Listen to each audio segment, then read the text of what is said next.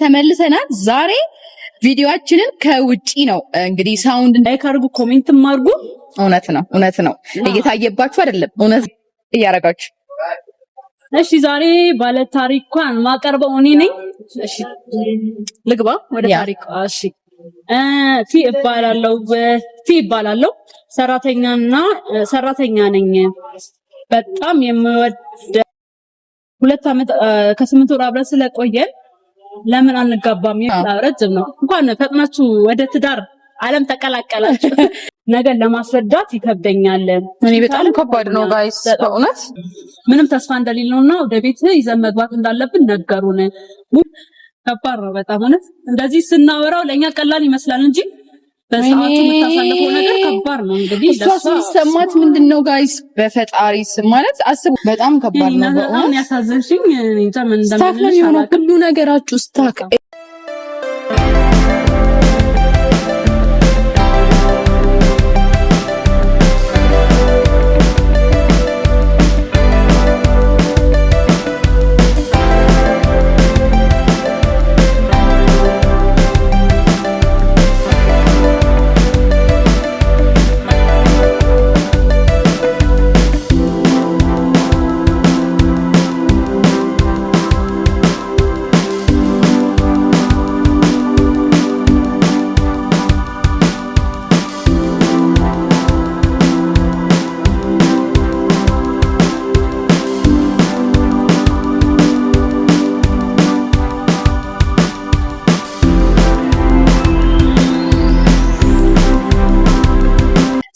ሰላም የቲና ኤንድ ፋንታ ቤተሰቦች እንዴት ናችሁ? እንደምን ቆያችሁ? እኛ ሳምንታችንን ጠብቀን ተመልሰናል። ዛሬ ቪዲዮአችንን ከውጪ ነው እንግዲህ ሳውንድ እንደማይረብሻችሁ ተስፋ እናደርጋለን። ከውጪ ነው እየቀረጽላችሁ ያለነው። አንዳንድ ጊዜ ከቤት እየወጣን እንደዚህ የውጪውንም አየር ብናሳያችሁና ለየት ያለ ቪዲዮ ብንሰራ አሪፍ ነው ብለን ስላሰብን ነው። ምን ታስባላችሁ? ኮሜንት ሴክሽን ላይ ጻፉልን። ቶሎ ቪዲዮ እየለቀቅንላችሁ አይደለንም፣ ግን ከዚህ በኋላ ቶሎ ለመልቀቅ እንሞክራለን። እናንተም አብሮነታችሁን አሳዩ። ሰብስክራይብ አድርጉ፣ ላይክ አድርጉ፣ ኮሜንትም አድርጉ። እውነት ነው እየታየባችሁ አይደለም፣ እውነት ነው። ኤኒዌይስ ብዙ አናርዝምባችሁ፣ ወደ ታሪካችን እንግባ። በጣም እንወዳችኋለን። ሰብስክራይብ እያረጋችሁ። እሺ ዛሬ ባለ ታሪኳን ማቀርበው እኔ ነኝ። እሺ ልግባ ወደ ታሪኳ። እሺ ቲ እባላለሁ ሰራተኛ ነኝ። በጣም የምወደው ጓደኛ አለኝ። እንደ አባትም እንደ ወንድምም የሚሆነኝ ጓደኛ አለኝ። እሺ የሚሰራው የፊልድ ስራ ነው ማለት ሹፌር ነው ትላለች ባለታሪካችን። ሹፌር ነውና በፍቅር 2 ዓመት ከ8 ወር አብረን ቆይተናል። 2 ዓመት ከ8 ወር አብረን ስለቆየን ለምን አንጋባም የሚል ሐሳብ በመሃላችን ተነሳና ሽማግሌ ተላከ። ለምን በረጅም ጊዜ ስለቆየን ብላ ነው። 2 ዓመት ከ8 ወር ረጅም ነው። በቂ ነው ለተውውቅ ረጅም ነው። እንኳን ፈጥናችሁ ወደ ትዳር ዓለም ተቀላቀላችሁ። 2 ዓመት ከ8 ወር ፈጥራችሁ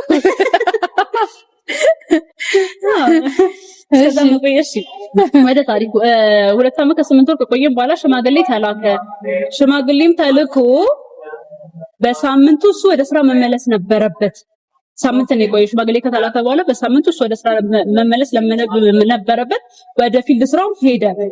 ወደ ፊልድ ስራው ሄዶ የመጀመሪያው ቀን አሪፍ የስራ ቀን አሳለፍኩ ብሎ በስልክም አወራኝ። በሁለተኛው ቀን ግን በሞክረው ስልኩ አልሰራለኝ። ከዛ ጓደኞቹ ነበሩ አብሮት የሚሰሩ፣ እነሱ ጋር ስደውል ከባድ የሆነ የመኪና አደጋ እንደደረሰበት ነበር። በኢየሱስ ስም ከባድ ነው አይደል? ይችላል እንግዲህ ከባድ የሆነ የመኪና አደጋ እንደደረሰበት ነገሩኝ። ጌታ ሆይ ድረስ እና ወደ አዲስ አበባ ነገ ይዘነው እንደሚመጡ ነገሩኝ።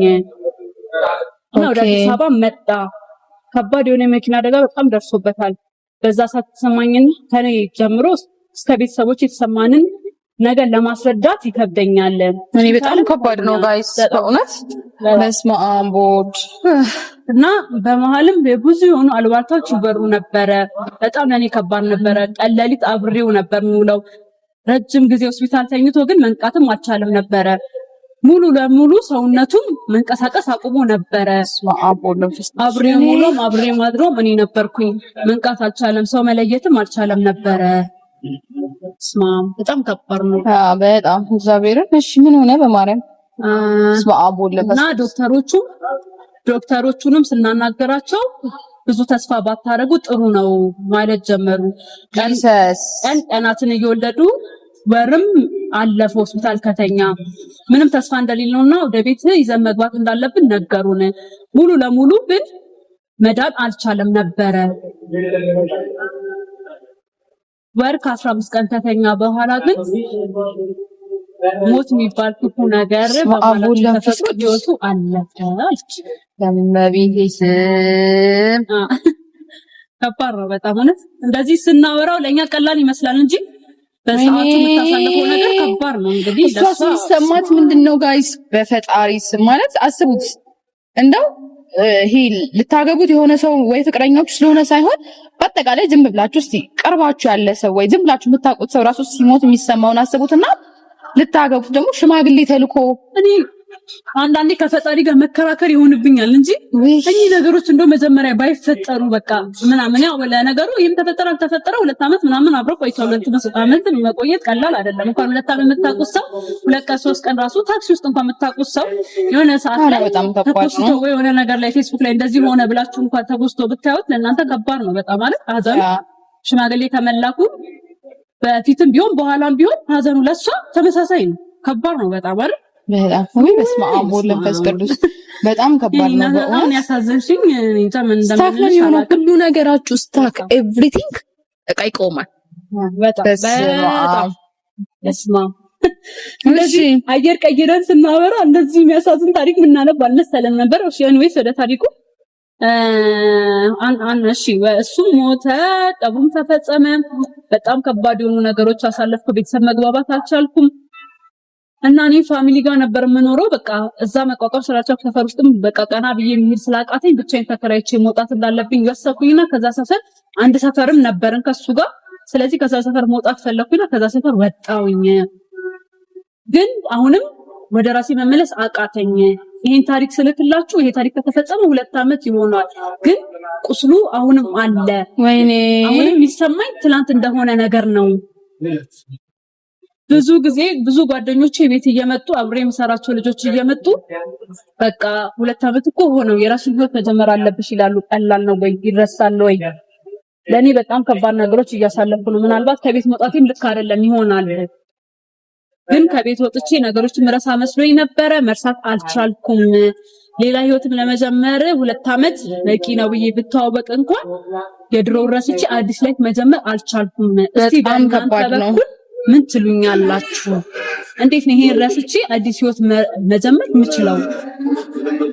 በስመ አብ በወልድ ከባድ ነው። ወይኔ በኢየሱስ ማለት አልገባሽም? እንዴት አላቅም። እኔ እንጃ በጣም በእውነት ከባድ ነው። በጣም በቃ እንዳልኳችሁ ነው። ሞት በራሱ የሚከብድ ነገር አለው። ጭራሽ ልታገቡት የተዘጋጃችሁት ሰው ሆኖ ጭራሽ ሽማግሌ ተልኮ ጭራሽ ሰው አውቆ ቤተሰብ አውቆ ምናምን ኢትስ ቦሪንግ። ከዛ ቤተሰብን ሰው ማውቆ ምናምን ስታችሁት ደግሞ ያንን ሰው ረስታችሁ ራሱ አዲስ ህይወት ለመጀመር በጣም ከባድ ነው። በሄድሽ ቁጥር መንገድ ላይ እንኳን በሄድሽ ቁጥር እኮ ሰው ሲያስተዋውቅሽ ለሌላ ሰው ቺኮ ልታገባ ሽማግሌ ተልኮ ባሏ የሞተበት ነገር ነው የምትባየው። ያስሚ ማስተናገዱ ራሱ በጣም ከባድ ነው። የኔ ዛሬ ባለ ታሪካችን በጣም የምታሳዝኝ ነሽ እውነት። ግን ደግሞ አንዳንዴ እኔ ምን አስባለሁ፣ ፈጣሪ ለሰው ልጆች ትልቅ ነገር ሰጥቷል ብዬ ማስበው መርሳትን ነው። ትልቅ ነገር ተሰጥቶናል ብዬ ማስበው ለምን መርሳት ባንችል ኑሮ ዛሬ በህይወት ሁላችንም ቆመን አንሄድም ነበረ። ትላንት መርሳት ማንፈልጋቸው ብዙ ነገሮች ነበሩ፣ ግን ረስተናቸው እዚህ ጋር ቆመናል። እኛም ማለት ባንቺ ቦታ እንደዚህ ቀላል ነው ምናምን ብለን ነገሮችን የደረሰብሽን ነገር እያቃለልን አይደለም፣ ግን ሁላችንም መርሳት ስለቻልን ነው። እና ምንም ነገር መመለስ አንችልም። ስለዚህ ሰው ማሰብ ያለበት ያለፈውን ሳይሆን የወደፊቱን ነው። ማንም ሰው ምንም ነገር መመለስ ቢችል እስካሁን ብዙ ነገር መመለስ እንችል ነበረ። ስለዚህ ዛሬ ባለ ታሪካችን አንቺ ማሰብ ያለብሽ ስላለፈው ሳይሆን ስለሚመጣው ነው። እንዴት ማድረግ እንዳለብሽ ደግሞ ሃይማኖትሽን አልገለጽልንም። ሂጂ በምታምኚው አምላክ ሄደሽ ለምኝ። በቃ ፈጣሪ ይሄን ቀን እንዲያሳልፍሽ እንዲያስረሳሽ። ፈጣሪ ደግሞ ብዙ ነገሮችን በጣም ብዙ ሰዎች ተክሰው አይተን እናውቃለን። ትካሻለሽ ለጥያቄሽን ለጉዳትሽም ክሶች ፈጣሪ መልስ እንደምታገኝና ድጋሚ ይሄን ታሪክ ደስ በሚኖት እንደምትልኪልን ተስፋ አደርጋለሁ። አዎ እውነት ለመናገር በጣም ከብዶኛል። ማለት በጣም ከባድ ነው። ስለሞት እኛ እንዲህ ማለት አይጠበቅብንም። ሁላችንም የምናውቀው ነገር ነው። ባላችን፣ ቤተሰባችን ምናምን ባይሆን ራሱ በጣም ቦሪንግ ነገር እና እንዲህ ማለት ይከብዳል። ለምን አልረሳሽም፣ ለምን ህይወት አልጀመርሽም ማለት ይከብዳል። ፈጣሪ ልብሽን ይጠግንልሽ፣ ልብሽን ይመልስልሽ። በተቻለ መጠን ይሄንን ነገር የሚያስረሱሽ ሰዎች መሃል ሆኜ ይሄንን ነገር የሚያስረሱሽ ሰዎች አካባቢ ሆኜ ሁሌ ይሄን ነገር እየደጋገሙ የሚነግሩሽ ሰዎችን ራቅ በይና እሷ እንዳለችው ደግሞ እምነትሽ ላይ ፎከስ አድርጊ። ጸሎት አድርጊ። በቃ ትልቁ ነገር እሱ ነው። ሌላ ምን ልል እችላለሁኝ? በጣም ከባድ ነው። እስቲ እናንተ ኮሜንት ሴክሽን ላይ የሆነ ነገር በሉ። ማለት ምንድነው እንበል ብንል እኮ ብዙ ነገር ይባላል፣ ግን በጣም ከባድ ነው። በቃ እዚህ ላይ ምን አይነት ኮሜንት ሊሰጥ ይችላል? በቃ ልንል የምንችለው ነገር እንደሚረሳ ነው። በቃ ሁላችንም ፍቅረኛ ግድ መሆን የለበትም፣ ግን ሁላችንም ከየቤታችን አንዳንድ ሰው አተናል ብዬ አስባለሁ። ቅርብ በምንላቸው ሰዎች በቃና እኛም ተሻግረናል፣ አልፈናል። አንቺም ታልፊያለሽ እና ጸሎት አድርጊ። ይታለፋል። እግዚአብሔር ይርዳሽ። ረጅም ንብረሽ አታስቢ፣ አጭር ነው 2 ዓመት ማለት በቃ ሰዎች ረጅም ዓመታት የሚፈጅባቸዋል አይደለ? ሰው ለመርሳት ራስሽን ለማስረሳት ሞክሪ። ኦልሬዲ ያለፈ ነገር ነው። አሁን መለያየት ቢሆን በህይወት ኖሮ ሊመለስ ይችላል በሚል ተስፋ አትረሹ። ይሄ ግን ኦልሬዲ ወደ አምላኩ ወደ ፈጣሪው ነው ሄደው። እሱ ደግሞ የፈጣሪ ስራ ነው፣ ምንም ማድረግ አንችልም። ማስተካከል መቀጠል የምትችይው ነገር ስላልሆነ ልብሽን ጠብቂው፣ ልብሽን ጠግኚ። ነገ ላይ ለሚመጣው ህይወትሽም ፍራቻ አይምሮሽ ውስጥ እንዳይቀር ሁሉ ነገርሽን ለማጽዳት ሞክሪ። እግዚአብሔር ያጽናሽ። ከጎንሽ አለን። አዲስ ምዕራፍ ስትጀምሪ ብትነግሪን ደስ ይለናል። እንወድሻለን። ቤተሰቦቻችን ደግሞ በኮሜንት የተወሰነ ነገር በሏት እስቲ። ቢ ፖዚቲቭ በቃ ደስ የሚል ነገር ጻፉላት። የዛሬው ታሪካችን ይሄንን ይመስላል። ትንሽ ሳውንድ ሳይረብሻችሁ አይቀርም፣ ውጪ ላይ ስለሆነ የቀረጽነው። እስቲ ይሰማል አይሰማም የሚለውንም በኮሜንት ነገሩ። እንወዳችኋለን። እስከ ሳምንት ቸርን ሳምንት ሳይሞላን ግን ቶሎ ቪዲዮ ለመልቀቅ እንሞክራለን። እናንተም ከእናንተ የሚጠበቀውን ነገር አድርጉ። ሰብስክራይብ አድርጉ፣ ላይክ አድርጉ፣ ኮሜንት አድርጉ። ሰብስክራይብ በተለይ እንዳይረሳ። በቀጣይ ደስ በሚል ቪዲዮ እስከምንገናኝ ድረስ ሰላም ቆዩን። ባይ